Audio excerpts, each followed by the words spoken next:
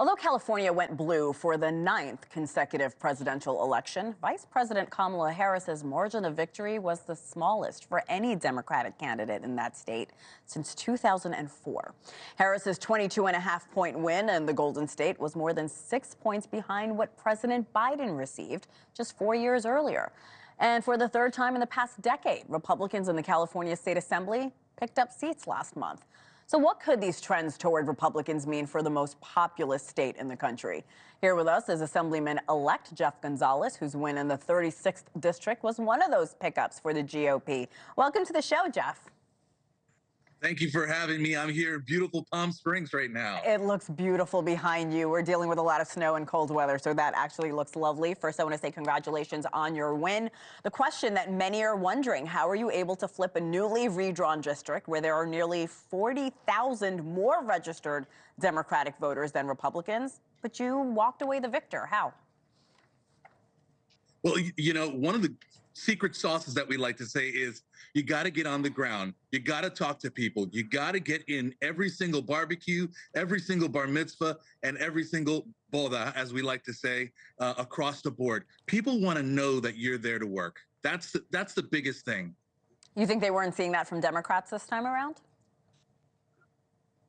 You know, one of the things that I saw and I heard quite often was, we really don't have to worry about working so hard because we have it made. And let me tell you something, they underestimated the voter. They underestimated the community. So I took that opportunity to work harder than my opponent, and so did others as well. And it showed. And we saw similar results in South Texas and other majority Hispanic counties across the country.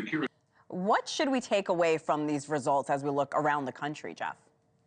Look, one of the pieces that we saw is that Latinos are out there and they are voting and they want to get their community back. That's one of the biggest things. I know it's noisy right here, but one of the biggest pieces that we have to keep on looking at is the fact that voters want a change, and especially here in California. I've always said no demographic is monolithic, but how is the GOP doing a better job resonating with those Latino voters than Democrats? Well, we have a really big umbrella. You know, people say that a Republican is only a certain type of demographic, but that's not true. The reality is we come in all walks, shapes, and sizes, and we go out there. We go out into the community and display who we are. And the community also sees that. As a Marine, as a pastor, and as a businessman, they get a chance to see and reflect who we are in their community.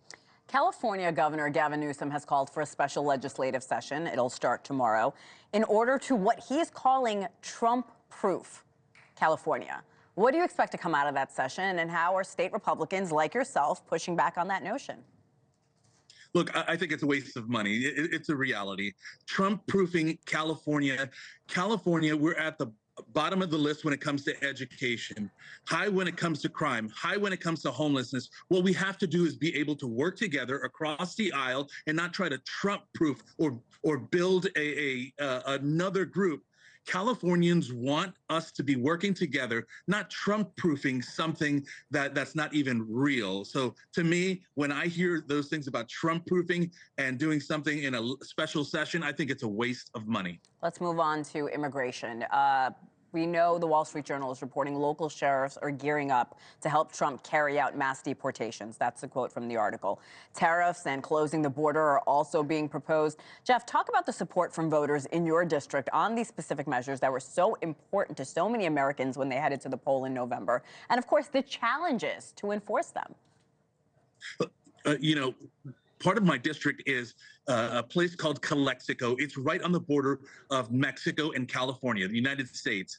And what I get a chance to see and hear from all sides of the aisles, Democrats, Republicans, and by the way, independents as well, is they like to talk about, look, we want people to come to our country, but there are people coming in that are not safe. They're human trafficking, drugs, fentanyl. Fentanyl is through the roof. We want safe communities. And when I go down to places like Calexico, they want to take their community back and they want a safer community. So when this mass deportation that everyone is talking about is taking place, we're looking at the criminals. That's first. The criminals need to go back home. Thanks for watching. Go to joinnn.com to find NewsNation on your television provider. And don't forget to click the red subscribe button below to get more of NewsNation's fact-driven, unbiased coverage.